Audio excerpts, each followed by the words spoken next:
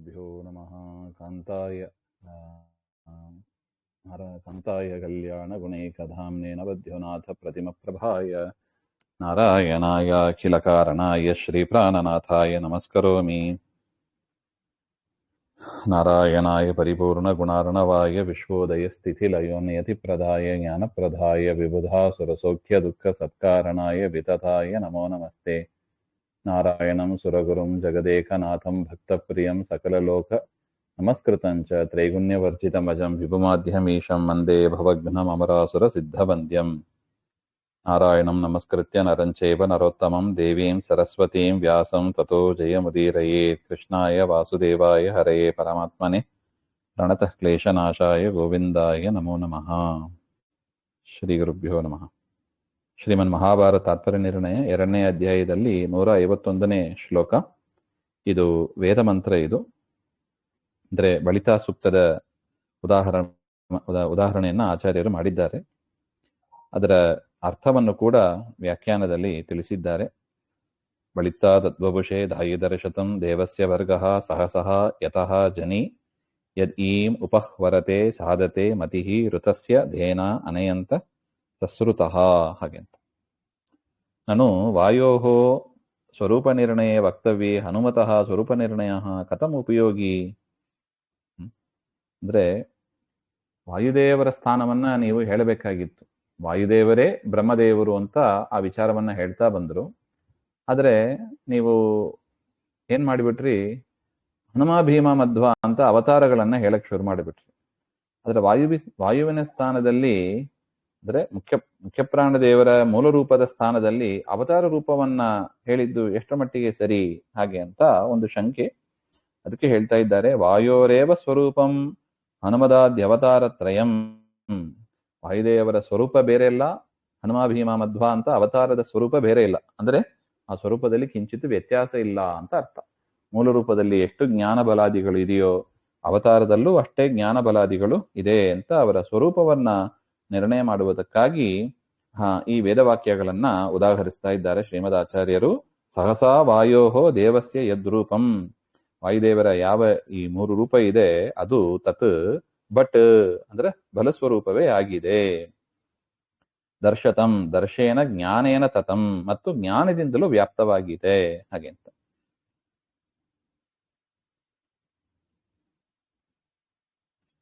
ನೋಡಿ, ಬಟ್ ಅಂತ ಒಂದು ಪದ ಇದೆ, ದರ್ಶತಂ ತತಂ ಹಾಗೆ ಅಂತ.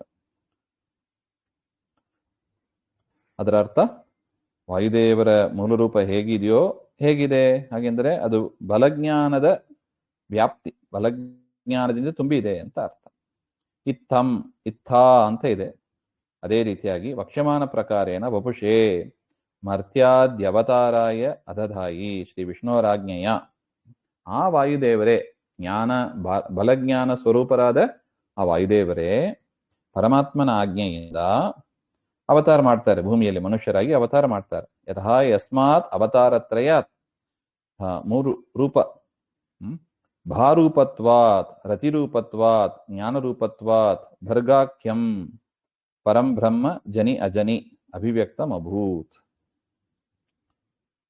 ನೋಡಿ, ಅಲ್ಲಿ ದೇವಸ್ಯ ಭರ್ಗಃ ಅಂತ ಇದೆ. ಭರ್ಗ ಶಬ್ದಕ್ಕೆ ಅರ್ಥ ತಿಳಿಸ್ತಾ ಇದ್ದಾರೆ. ಭ ಮತ್ತು ರ ಹಾಗೆ ಅಂತ. ಭ ಅಂದ್ರೆ ಜ್ಞಾನ ಸ್ವರೂಪ, ಭ ಅಂದ್ರೆ ಪ್ರಕಾಶ ಅಂತ ಅರ್ಥ. ಜ್ಞಾನ ಸ್ವರೂಪರು. ರ ಅಂದ್ರೆ ರತಿರೂಪತ್ವಾತ್ ಸುಖ ಸ್ವರೂಪರು.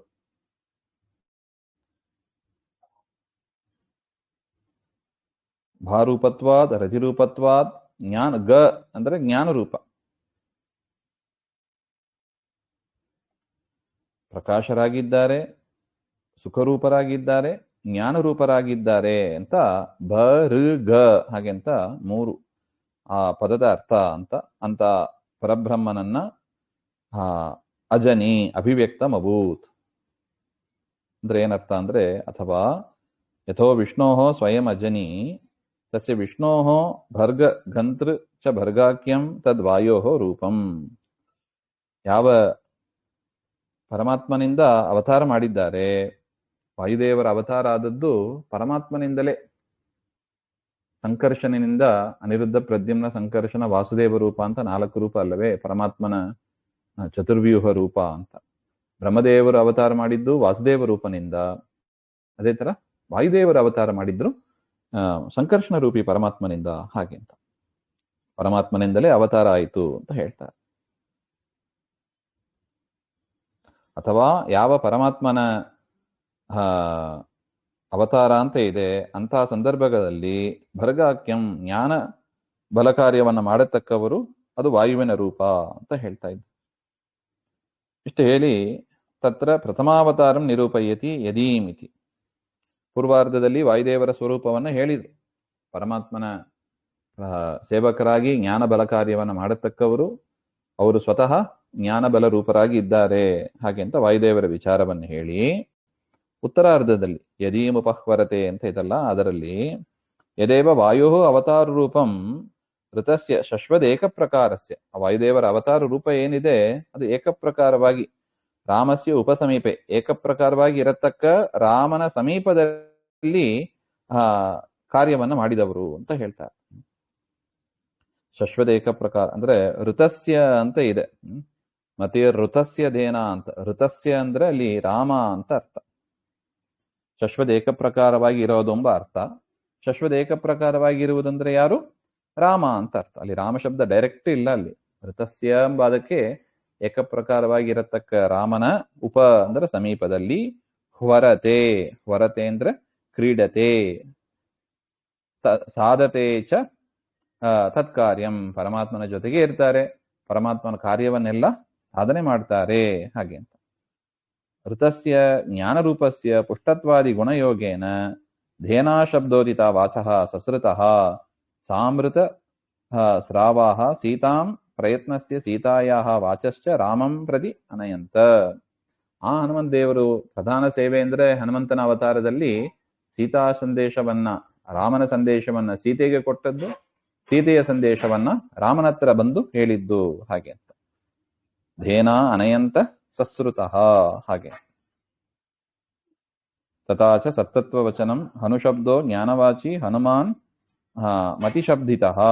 ಹನು ಅಂದ್ರೆ ಹನುಮಾನ್ ಅಂತ ಇದೆ ನೋಡಿ, ಅಲ್ಲಿ ಹನು ಅಂದ್ರೆ ಏನು? ಜ್ಞಾನ ಅಂತ ಅರ್ಥ. ಹನುಮಾನ್ ಅಂದ್ರೆ ಏನರ್ಥ? ಜ್ಞಾನ ಉಳ್ಳವ ಅಂತ ಅರ್ಥ. ಮತಿಶಬ್ದಿತ ರಾಮಸ್ಯ ಸ್ವರೂಪ ರಾಮಸ್ಯ ಸ್ಮೃತ ರೂಪಸ್ಯ ವಾಚಃ ತೇನ ಅನಯಂತ ಇತಿ. ರಾಮನ ಮಾತನ್ನ ಸೀತಾ ಬಳಿಗೂ, ಸೀತೆಯ ಮಾತನ್ನ ರಾಮನಿಗೂ ಬಂದು ಮುಟ್ಟಿಸಿದವರು ಹಾಗೆ ಅಂತ. ರಾಮನ ಸೇವೆಯನ್ನ ವಿಶೇಷವಾಗಿ ಮಾಡಿದರು ಹಾಗೆ ಅಂತ ಹನುಮಂತನ ಅವತಾರ ಚರಿತ್ರೆಯನ್ನ ಇದರಲ್ಲಿ ಹೇಳಿದ್ದಾರೆ. ಇನ್ನು ಎರಡನೆಯದು ಶ್ಲೋಕ. ಪೃಕ್ಷೋ ವಪುಃ ಪಿತುಮಾನ್ ನಿತ್ಯ ಆಶಯೇ ದ್ವಿತೀಯಮ ಸಪ್ತಶಿವಾಸು ಮಾತೃಷು ತೃತೀಯಂ ಅಸ್ಯ ವೃಷಭಸ್ಯ ದೋಹಸೆ ದಶಪ್ರಮತಿಂ ಜನಯಂತ ಯೋಷನಃ.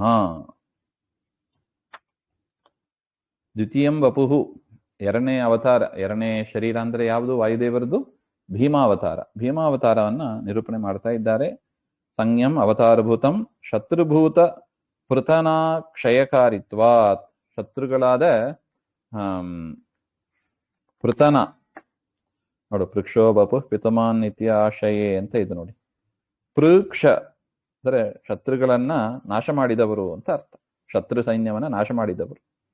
ಮತ್ತು ಪಿತುಮಾನ್ ಹಾಗೆ ಅಂದ್ರೆ ಬಹ್ವನ್ನ ಭೋಕ್ತಾ ಇತ್ಯರ್ಥ. ಭಾರಿ ಅನ್ನವನ್ನ, ದಾಸರು ಹೇಳ್ತಾರ ನೋಡಿ, ಬಂಡಿ ಅನ್ನವ ನುಂಗಿತು ಕೂಸು ಹಾಗೆ ಅಂತ. ಅದನ್ನೇ ಅದು ಅದು ವೇದದ ವಾಕ್ಯ. ಅದು ಪಿತುಮಾನ್ ಅಂದ್ರೆ ಬಹುವನ್ನವನ್ನ ಭೋಜನ ಮಾಡಿದವರಾದ, ಅಥವಾ ಋಗಾದಿ ಚತುರ್ವೇದ ಇತಿಹಾಸ ಪುರಾಣ ಪಂಚರಾತ್ರಾಖ್ಯ ಸಪ್ತವಿದ್ಯಾಸು ನೋಡಿ. ಮತ್ತೆ ಮುಂದಿನ ಪದ ದ್ವಿತೀಯಮ ಸಪ್ತಶಿವಾಸು ಮಾತೃಷು ಅಂತ ಇದೆ. ಸಪ್ತಶಿವಾಸು ಪರಮ ಮಂಗಳಕರವಾದ ಶಾಸ್ತ್ರಗಳು, ಅದು 7 ಇದೆ ಅಂತ ಹೇಳ್ತಾರೆ. ಯಾವುದು 7?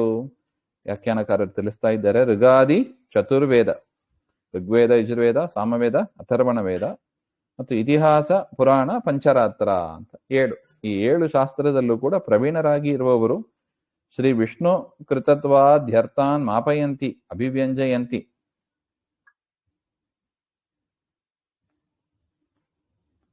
ಮಾತೃಶಬ್ದ ವಾಚ್ಯಾಸು ಋಕ್ಷು ನಿತ್ಯಂ ಆಶಯೇ ಶಿಷ್ಯೇ ರೇಮೆ ಅಂತ 7 ಶಾಸ್ತ್ರಗಳಲ್ಲಿ ಸದಾ ಆಸಕ್ತರಾಗಿದ್ದು ಪರಮಾತ್ಮನ ವಿಶೇಷ ಆರಾಧನೆಯನ್ನ ಮಾಡ್ತಾ ಇದ್ರು ಅಂತ ಹೇಳ್ತಾರೆ.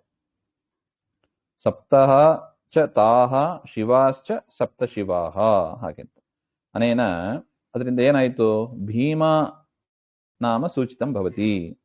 ನೋಡಿ, ಭೀಮ ಶಬ್ದವು ಅದೇ ಹೇಳ್ತಾ ಇದೆ. ಏನು? ಭೃತಾನಿ ಮಾಹ ಪ್ರಮಾಣಾನಿ ಅಂತ ಅರ್ಥ. ನೋಡಿ, ಅಲ್ಲಿ ಭೀಮ ಅಂತ 2 ಅಕ್ಷರ ಇದೆ. ಭೀ ಅಂದ್ರೆ ಭೃತಾನಿ, ಧರಿಸಿದವರು ಅಂತ ಅರ್ಥ. ಯಾವುದನ್ನ ಧರಿಸಿದ್ದಾರೆ? ಮಾ ಅಂದ್ರೆ ಶಾಸ್ತ್ರಗಳು, ಪ್ರಮಾಣಗಳು ಅಂತ ಅರ್ಥ. ನೋಡಿ, ಅದನ್ನೇ ಹೇಳ್ತಾ ಇದ್ದಾರೆ. ಭಾವವೃತ್ತ ಅಂತ ಒಂದು ಗ್ರಂಥ.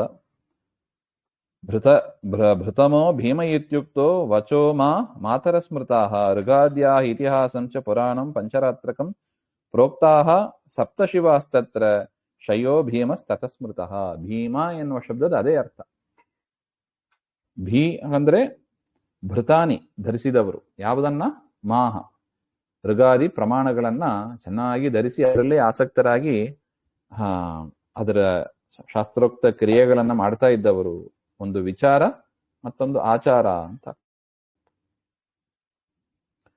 ಇನ್ನು ಇದು 2ನೇ ಅವತಾರ ಆಯ್ತು. ಅಸ್ಯ ವೃಷಭಸ್ಯ, ಆ ಸಮರ್ಥರಾದ ಆ ವಾಯುದೇವರ ತೃತೀಯಂ ವಪುಹು, 3ನೇ ಅವತಾರ ಅಂದ್ರೆ ಯಾವುದು? ದಶಪ್ರಮತಿ ಸಂಜ್ಞಂ ಅಂತ ಹೇಳ್ತಾರೆ. ದಶಪ್ರಮತಿ ಅಂತ ಹೆಸರು, ಅಂದ್ರೆ ಪೂರ್ಣಪ್ರಜ್ಞಾಚಾರ್ಯರು ಅಂತ ಹೆಸರು. ಅವ್ರೇನ್ ಮಾಡಿದ್ರು? ಶ್ರೀ ವಿಷ್ಣು ತತ್ವಜ್ಞಾನ ದೋಹನಾರ್ಥಂ ಯೋಷ ಜನಯಂತ. ಆ ಮಧ್ಯಗೇಹ ದಂಪತಿಯಲ್ಲಿ ಹುಟ್ಟಿದರು, ಅವತಾರ ಮಾಡಿದರು. ಯಾತಕ್ಕೆ? ವಿಷ್ಣು ತತ್ವಜ್ಞಾನ ದೋಹನಾರ್ಥಂ. ಆಕಳಲ್ಲಿ ಹಾರು ಕರೆಯುವಂತೆ ತತ್ವಜ್ಞಾನವನ್ನ ಜನರಿಗೆ ಕೊಟ್ಟು ಅನುಗ್ರಹ ಮಾಡುವುದಕ್ಕಾಗಿ ಮಧ್ಯಗೇಹ ದಂಪತಿಗಳಲ್ಲಿ ಹುಟ್ಟಿದರು ಹಾಗೆ ಅಂತ. ಯೋಷನಃ ಇತಿ ಬಹುವಚನ. ಯೋಷನ ಅಂತ ಬಹುವಚನ ಯಾಕೆ ಇದೆ? ಮಧ್ಯಗೇಹ ಭಟ್ಟರಿಗೆ ಒಂದೇ ಹೆಂಡತಿ, ಅವರಲ್ಲಿ ಹುಟ್ಟಿದವರು. ಹಾಗಿರುವಾಗ ಬಹುವಚನ ಯಾಕೆ ಹಾಗೆ ಅಂದ್ರೆ, ತನ್ಮಾತುಹು ನಾಮಾದೇಹೇ ಅವಿವಕ್ಷಿತತ್ವಂ ದ್ಯೋತಯತಿ ನ ಬಹುಮಾತೃ ಮಾತ್ರ ಶಬ್ದ ಮಾತ್ರಾಖ್ಯ ಮಾತ್ರಾಖ್ಯಪಾಕಂ ಅಂತ ಹೇಳ್ತಾರೆ. ಅಂದ್ರೆ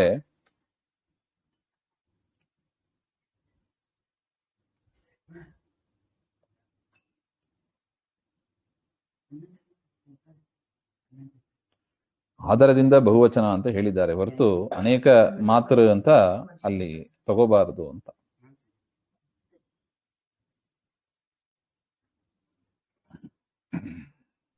ಯೋಷಣಃ ಅಂದ್ರೆ ಏಕವಚನ ಅಲ್ಲ ಗುರುಗಳೇ? ಯೋಷಣಃ ಅಂದ್ರೆ ಬಹುವಚನ ಇದೆ ಅಂತ.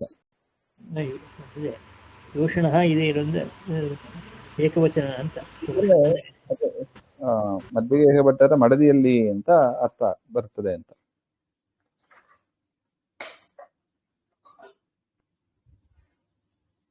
ಮಧ್ಯಗೇಹಾಖ್ಯ ವಿಪ್ರಪತ್ನ್ಯ ಉದರೇ ಸ್ಥಿತತ್ವ ಜನಯಂತೆ ಇತಿ ಭಾವಃ ಅಂತ ವಾದಿರಾಜ ಸ್ವಾಮಿಗಳು ಹಾಗೆ ಬರೀತಾರೆ.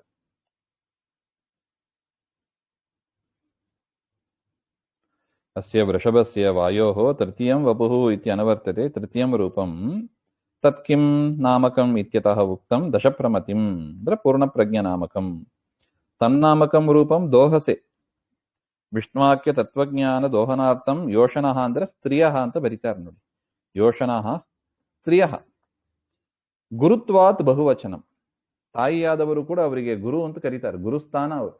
ಆರಂಭದಲ್ಲಿ ಸಣ್ಣ ಮಗುವಾಗಿರುವಾಗ ಅಕ್ಷರಗಳನ್ನು ನಡೆಯೋದನ್ನ ಎಲ್ಲವನ್ನು ಹೇಳಿಕೊಟ್ಟವರು ತಾಯಿ. ಅದರಿಂದ ಅವರಿಗೂ ಗುರುಸ್ಥಾನನೇ.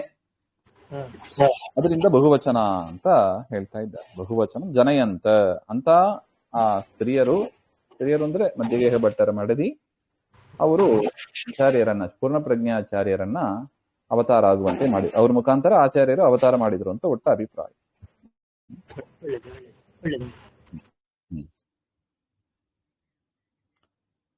ಮುಂದಿನ ವಿಚಾರ ಮತ್ತೆ ನೋಡೋಣ. ಶ್ರೀಮಧ್ವಾಂತರ್ಗತ ಶ್ರೀಕೃಷ್ಣ.